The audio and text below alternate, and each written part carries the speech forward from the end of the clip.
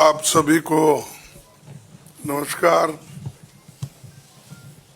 आज इस press conference में हमारे नेता पूर्व अध्यक्ष श्रीमती सोनिया गांधी जी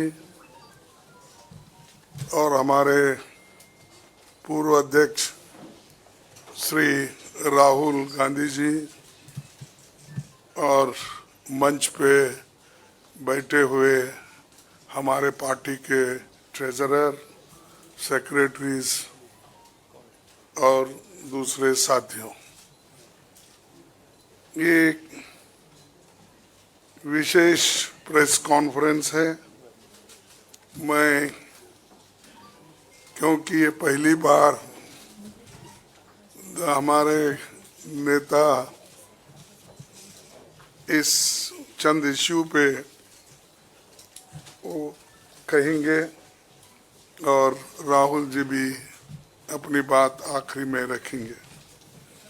मैं एक आपका समय 7-8 मिनट लूँगा और बाकी डिटेल्स में कुछ कहना है उसको टेक्निकली हमारे ट्रेजरर आपसे संबोधित करेंगे।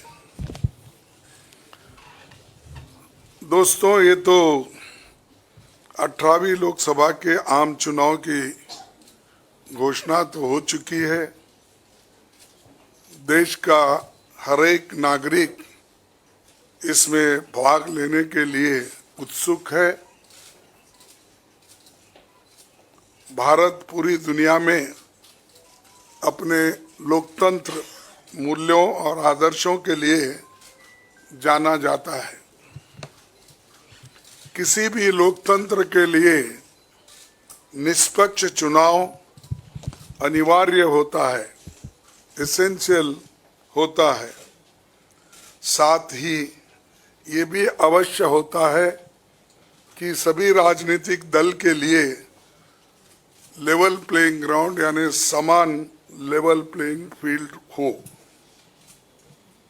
सभी के पास समान रूप से संसाधन हो। ये नहीं कि जो सत्ता में है उनका रिसोर्सेस पर मोनोपोली हो। ये नहीं कि उनका मीडिया पर एक अधिकार हो। ये नहीं कि सत्ताधारी दल का संवैधानिक तथा न्यायिक संस्था जैसे आईटी, ईडी, इलेक्शन कमीशन, इन अपने दूसरे ऑटोनमस बॉडीज पर प्रत्यक्ष अथवा परोक्ष नियंत्रण हो।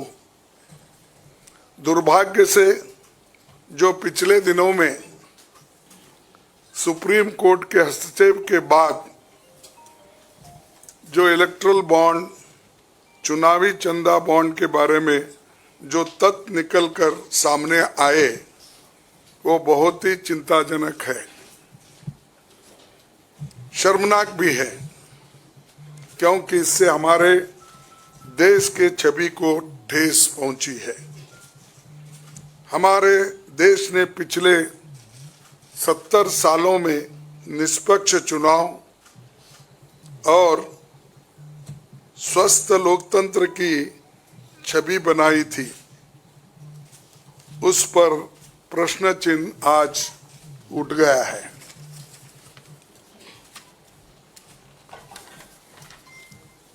सुप्रीम कोर्ट ने जिस चुनावी चंदा बॉन्ड को इलीगल और अनकॉन्स्टिट्यूशनल कहा, उस स्कीम के तहत मौजूदा सत्ताधारी दल ने हजारों करोड़ रुपए से ज्यादा अपने अकाउंट में भर लिया है और दूसरी तरफ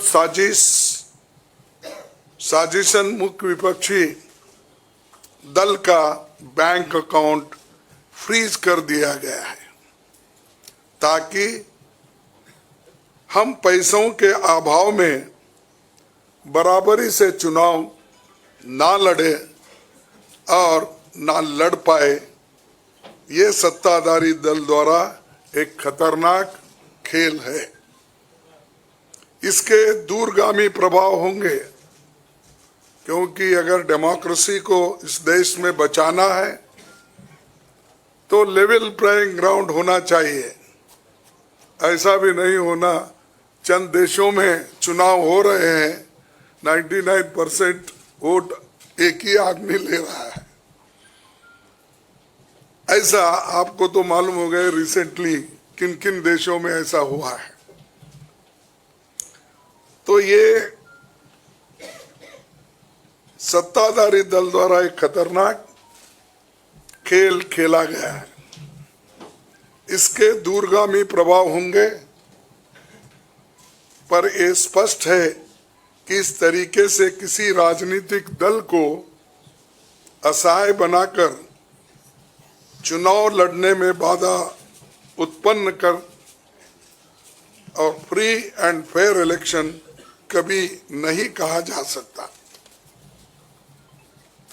देश की जनता, एक आम नागरिक एक देख सकता है कि बीजेपी ने चुनावी चंदा बॉन्ड से 56% पैसे हासिल किए हैं, वहीं कांग्रेस को 11% ही मिले हैं।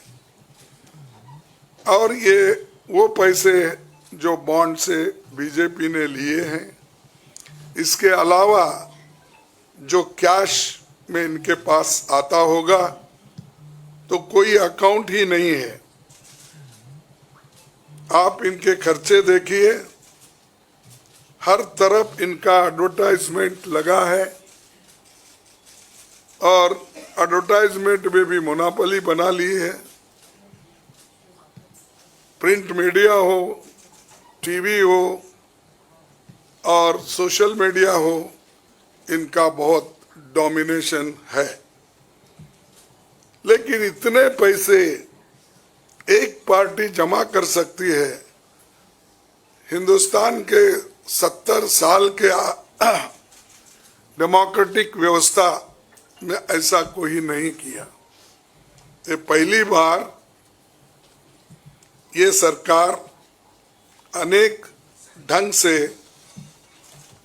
पैसे आज उठा रही है और इनके 5 स्टार ऑफिसेस से बड़े बड़े हर जगह आप देखिए,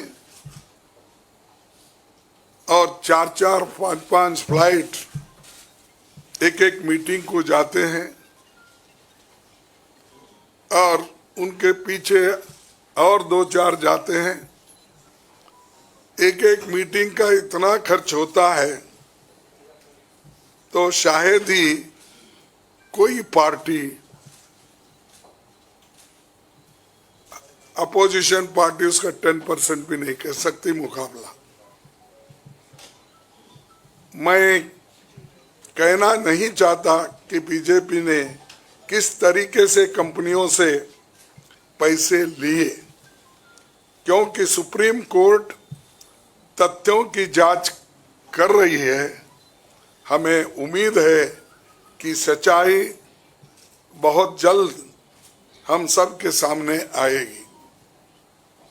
और अंत में मैं देश के संवैधानिक संस्थाओं से अपील करता हूं कि अगर वो फ्री एंड फेयर इलेक्शन चाहते हैं तो हमारी पार्टी को बगैर किसी रोक टोक से बैंक अकाउंट्स का इस्तेमाल करने दे, और जो इनकम टैक्स का क्लेम है वो अंततः कोर्ट के निर्णय के अनुसार सेटल हो जाएगा। राजनीतिक दल टैक्स नहीं देते, बीजेपी कभी इनकम टैक्स नहीं दी, लेकिन ये लागू सिर्फ कांग्रेस पे हो रहा है। कोई पॉलिटिकल पार्टी इनकम टैक्स के दायरे में नहीं आते, सच है ना, सेटल हो जाए। राजनीतिक दल नहीं आते, बीजेपी ने कभी नहीं दिया अकाउंट। इसके बाद भी अगर हमसे ये मांगा जा रहा है तो हम न्यायालय के अंतिम निर्णय का इंतजार कर रहे हैं, क्योंकि हम चाहते हैं कम से कम न्यायालय तो इस बात को देखे, कानून को देखे, रूल ऑफ लॉ और गवर्नेंस जो संविधान के तहत होता है उसके तरफ तो ध्यान दे दो, क्योंकि आज वो हुकूमत में है, कल दूसरी पार्टी आएगी। लेकिन हमको ये लेवल प्लेइंग ग्राउंड जो हमने पहले से बनाया था, नेहरू जी से लेकर हम 89 और बाकी के लोग भी, जब इवन वाजपेयी थे उस वक्त भी ऐसा नहीं था। लेकिन यहाँ ये 18वीं लोकसभा का चुनाव जो हो रहा है, इसमें हम सब देख रहे हैं, ये कुचल रहे हैं, सप्रेस कर रहे हैं और हमको चुनाव लड़ने के स्थिति में वो नहीं छोड़ना चाहते हैं और पैसे को तंग तबाह करके वो एक तरफा इलेक्शन कर लेना चाहते हैं।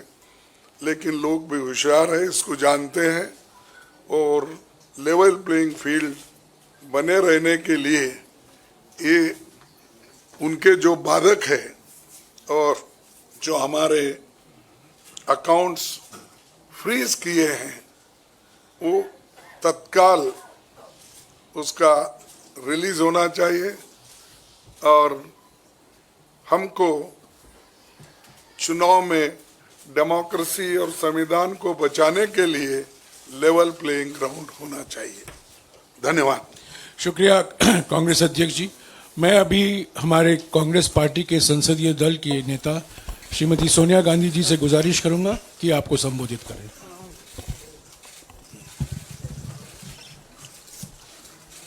Thank you, Karis. Well, the issue we are taking up today is extremely serious, as Congress President has just mentioned. This issue affects not just the Indian National Congress, it impacts our democracy itself most fundamentally. A systematic effort is underway by the Prime Minister to cripple the Indian National Congress financially. Funds collected from the public are being frozen and money from our accounts is being taken away forcibly. However, even under these most challenging circumstances, we are doing our very best to maintain the effectiveness of our election campaign. On the one hand, there is the electoral bond issue mentioned by Congress President Kharge, which has been declared unconstitutional by the Supreme Court. The electoral bonds have benefited, as everyone knows, the BJP hugely, massively. On the other hand, the finances of the principal opposition party, the Indian National Congress, are under a determined assault. This, we all believe, is unprecedented and undemocratic. Thank you. शुक्रिया सोनिया जी। मैं अभी हमारी AICC के कोषाध्यक्ष अजय माकिन जी से गुजारिश करूंगा कि आपको थोड़ा विस्तार से जानकारी दें।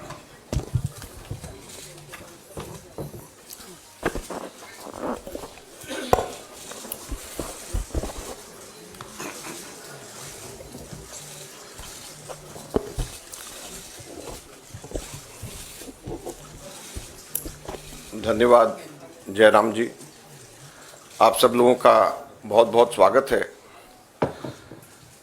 अभी हमारे कांग्रेस अध्यक्ष और पूर्व अध्यक्षा ने आप लोगों को बताया कि लोकतंत्र के ऊपर किस प्रकार का खतरा मंडरा रहा है, किस प्रकार से कांग्रेस पार्टी के बैंक खातों के ऊपर हमला हुआ और ये कोशिश करी जा रही है कि फाइनेंशियली कांग्रेस पार्टी को पंगु बना दिया जाए।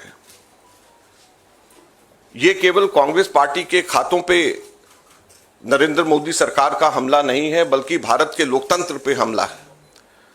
अगर प्रमुख विपक्षी पार्टी वित्तीय तौर के ऊपर पूरी तरीके से पंगु हो जाए, कोई कार्य नहीं कर सके, पब्लिसिटी के ऊपर पैसा नहीं खर्च कर सके, कैंपेन के ऊपर पैसा नहीं खर्च कर सके, अपने कैंडिडेट्स को पैसे नहीं दे सके, तो फिर चुनाव किस बात का?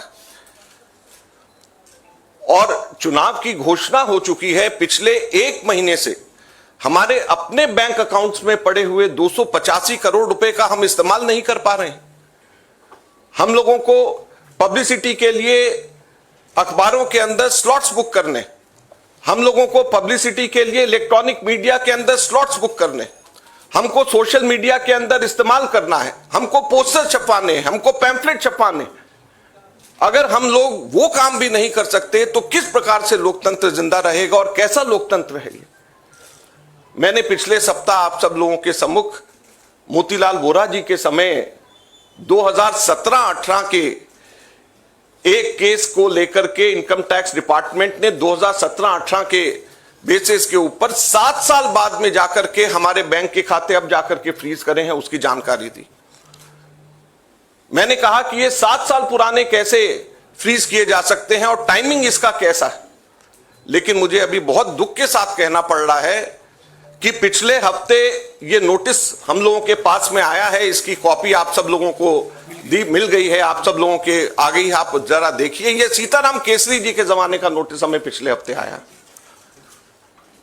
आप सोचिए, सीताराम केसरी जी के जमाने का 1994-95 की असेसमेंट ईयर का नोटिस अब हमारे पास में आया और इसको लेकर के भी आगे आने वाले समय के अंदर फिर से बैंक को फ्रीज करने का और डिमांड लगाने की ये कवायद शुरू होगी। तो ये कौन सा लोकतंत्र है? अगर इसी रफ्तार से जाएंगे तो महात्मा गांधी के समय पे जमनालाल बजाज जब ट्रेजरर हुआ करते थे, उस टाइम पे भी कोई चीज निकाल करके अब इस वक्त इस चुनाव से पहले हमारे अकाउंट्स को फ्रीज किया जाएगा। तो ये किस चीज का लोकतंत्र है? 30 साल पुराना, 31 साल पुराना असेसमेंट ईयर का हिसाब निकाल करके हमारे खाते फ्रीज करे जा रहे हैं ताकि हम लोग चुनाव ही ना लड़ पाए। हम लोगों के पास में मुख्यतः 3 बातें हैं कहने की। हर पॉलिटिकल पार्टी इनकम टैक्स से एग्जेम्प्टेड होती है, कभी किसी ने भी पेनल्टी इस तरीके से नहीं दिया, तो कांग्रेस पार्टी को अकेले क्यों चुना जा रहा है? दूसरा, इसकी टाइमिंग देखिए, 2017-18 का मोतीलाल वोरा जी के टाइम का और 1994-95 का सीताराम केसरी जी का समय, और केवल 1 महीना पहले चुनाव के घोषणा होने से पहले यह काम शुरू किया जाता है। और तीसरा, क्वांटम ऑफ पनिशमेंट देखिए कि कितना बड़ा पनिशमेंट। क्या हमारे सिर्फ 0.07% पूरा 199 करोड़ का कैश में हमारे अपने एमपीज ने अपनी तनख्वाह दी, उसकी वजह से 0.07% की अनियमितता की वजह से 106% की पेनल्टी हमारे ऊपर लगाई गई, 106% की। कितना? 0.07% की अनियमितता की वजह से 106% की पेनल्टी हम लोगों के ऊपर लगाई गई है। ये क्वांटम। हम लोगों ने मात्र 30 दिन लेट हम लोगों ने अपने अकाउंट सबमिट करे। ये इनकम टैक्स एक्ट मेरे पास में है, इसका सेक्शन 234F ये कहता है कि सिर्फ 10,000 रुपए की मैक्सिमम पेनल्टी ली जा सकती है अगर कोई व्यक्ति लेट अपना, कोई भी ऑर्गेनाइजेशन या व्यक्ति कोई भी लेट अपना इनकम टैक्स सबमिट करे, केवल 10,000 रुपए। और हमारे ऊपर 210 करोड़ रुपए का 210.25 करोड़ का 210.25 करोड़ का लियन मार्क कर दिया गया। 10,000 की सिर्फ पेनल्टी, सिर्फ 0.07% का हमारा टोटल अकाउंट में से कैश के अंदर लिया गया। ये कहां का न्याय? 115 करोड़ रुपए फोर्सफुली हमारे बैंक अकाउंट से इनकम टैक्स ऑफिसर्स ने बैंक मैनेजर्स के पास में जाकर के सरकार को ट्रांसफर करा दिया गया। वो अब हमारे पास में नहीं है। 115 करोड़ रुपया बैंक मैनेजर्स को जाकर के एक तरीके से डरा करके धमका करके इनकम टैक्स ऑफिसर्स ने हमारे अकाउंट से इनकम टैक्स डिपार्टमेंट और सरकार को वापस ट्रांसफर करा दिया। मैंने बताया जैसे पिछले 5 हफ्ते से 1 महीने से भी ज्यादा हम अपने पैसे जो हमारे वर्कर्स ने इकट्ठे करे हैं वो हम इसका उसका इस्तेमाल नहीं कर पा रहे हैं। ये कहां की डेमोक्रेसी है, ये कहां का लोकतंत्र रह गया। तो इसलिए हम आपसे कहना चाहते हैं, ये केवल हम लोग तो अपनी लड़ाई लड़ेंगे, लेकिन ये आप लोगों की भी लड़ाई, मीडिया की भी लड़ाई है, देश की जनता की लड़ाई है। अगर आप इसके अंदर हमारे को समर्थन नहीं करेंगे तो लोकतंत्र जिंदा नहीं रहेगा, ना आप रहेंगे ना हम रहेंगे। धन्यवाद।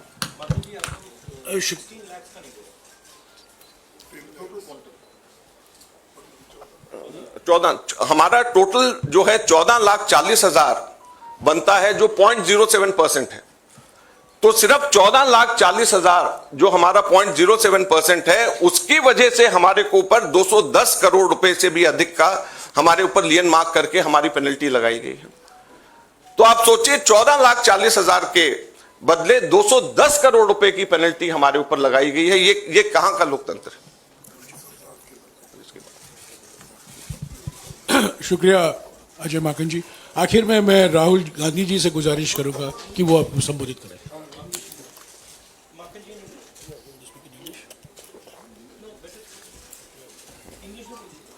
ये डिटेल्स आपको अंग्रेजी में अभी अजय माकन जी देंगे। Friends, there has been an assault on Indian democracy. Our accounts have been frozen since last more than 1 month. Since last around 5 weeks or so, we have been unable to utilize our own funds in the bank. You'll be surprised to know that a case, income tax case pertaining to 2017-18, which is 7 years back, on that basis, income tax has served us notice for 210 crores 25 lakh rupees.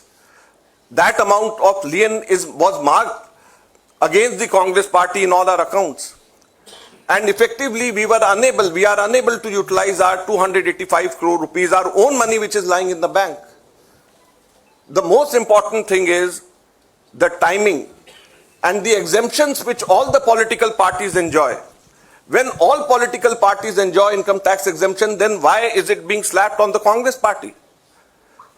Never it has happened in the past that the BJP had to pay any kind of penalty, any kind of income tax. Then why is it that the Congress party being singled out? The timing is such that 7 years old case, it seemed that the BJP was waiting for the elections to come, and just 1 month before the elections were to be announced, they froze our accounts. So imagine how can it be a level playing field? We don't have money to give to our candidates. We don't have money to publish our pamphlets. We don't have money to organize our public meetings. We don't have money to book advertisements in the social media or in the newspapers. So how are we going to fight the elections, or how is democracy still alive in the country where the principal opposition party is unable to spend even a single penny in the elections? And it is not only this, the government has not stopped only on this 2017-18 notice. We have been slapped with another notice last week, and it pertains to 1994-95 during Sitaram Kesri when he was the treasurer. So imagine we are being slapped with a notice, income tax notice, 30 years back, pertaining to account 30 years back. And just at the eve of election, so that we are unable, our accounts are crippled and we are unable to use our own money for the elections. So please, this is the time when it is not only fight for the Congress party, our own fight alone, it is, we have to all fight together to save democracy. The Income Tax Act, section 234F, allows maximum penalty of rupees 10,000 for late submission of income tax returns. Maximum penalty of 10,000 rupees. But on the contrary, Congress party has been slapped a penalty of 210 crore rupees against a violation of just 14,40,000 which we deposited in cash and 30 days delay. So the quantum of punishment is totally unmatched with a trivial small kind of mistake, you may say, or small kind of thing which has been done in 7 years back, which can easily be condoned. Thank you very much. शुक्रिया अजय बाबा जी। आखिर में अभी राहुल जी आपको संबोधित करेंगे।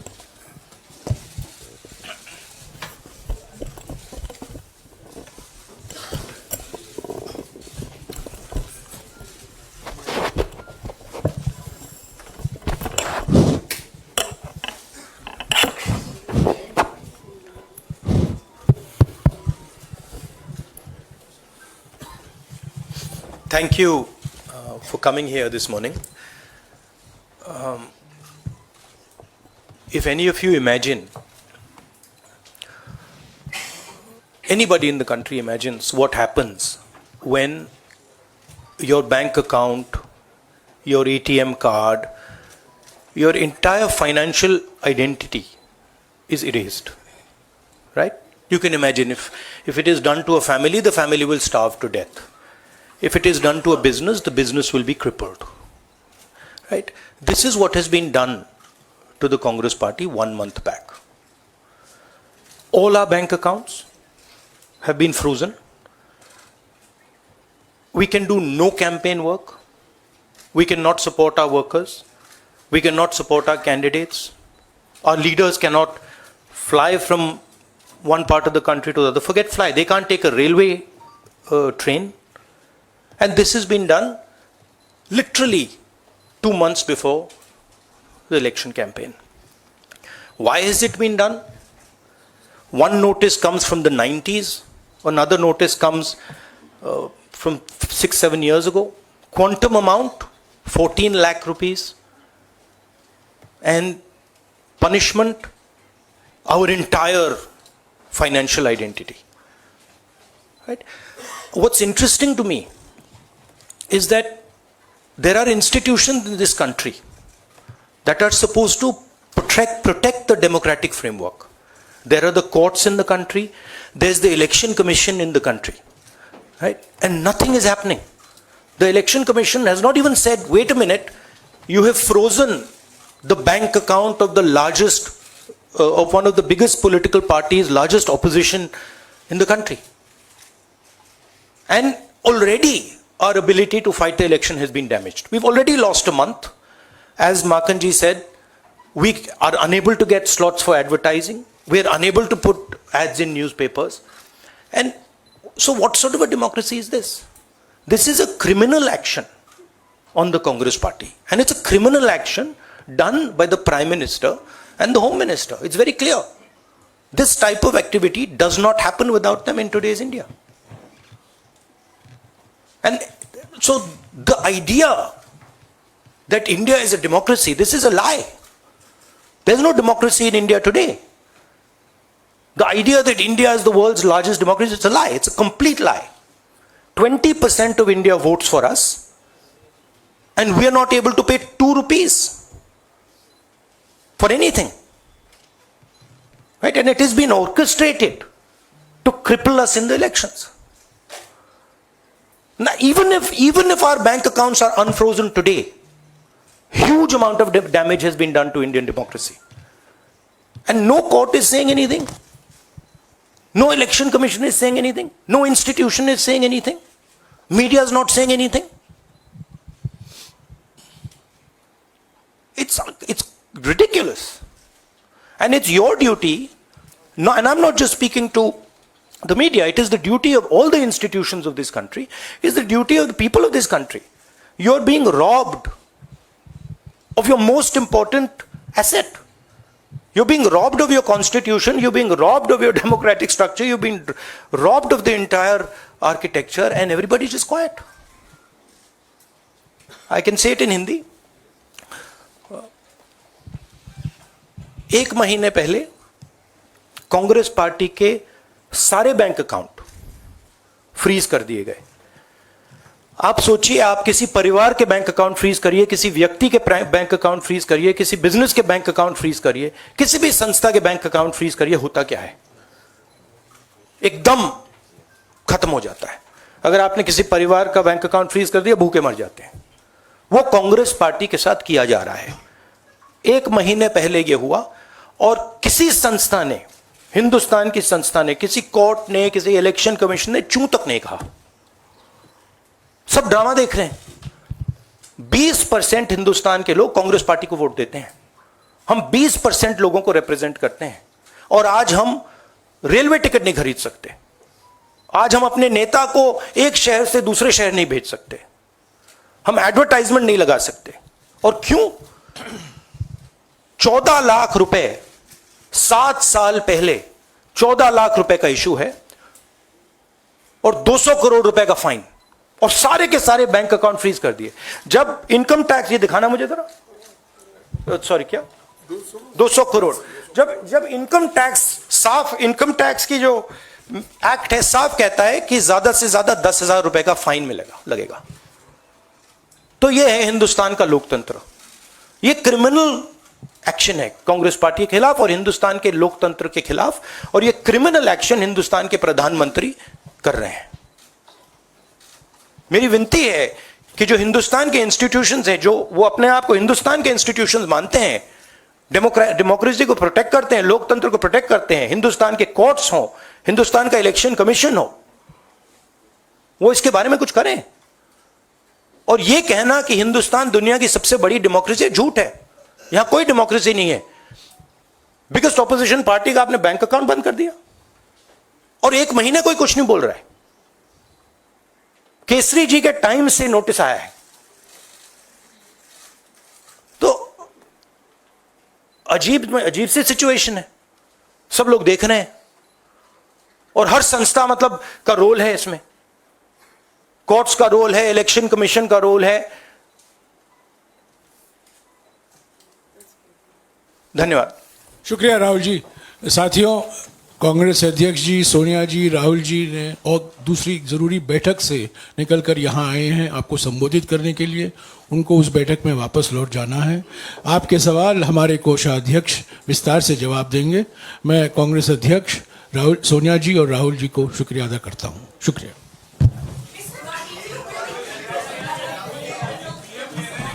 No, 1 second. Look, 1 second. Look, please understand. This is not freezing of the Congress party's bank accounts. This is the freezing of Indian democracy. That is what is happening here. Okay? So, we are unable, as the biggest opposition party, we are unable to take any action. There's no action we are able to take. We cannot send our leaders anywhere. We cannot book advertisements. We cannot do anything. What else is it if it's not an assault on democracy? Thank you. कहीं सुना है retail की दुकान पर wholesale का दाम? जी हाँ, नव्या लेकर आया है डिजाइनर सूट्स, कुर्तीज और फैब्रिक्स। सबसे सस्ता, सबसे अच्छा। Defence road, Mamun, Pathankot. Contact 96141 96141।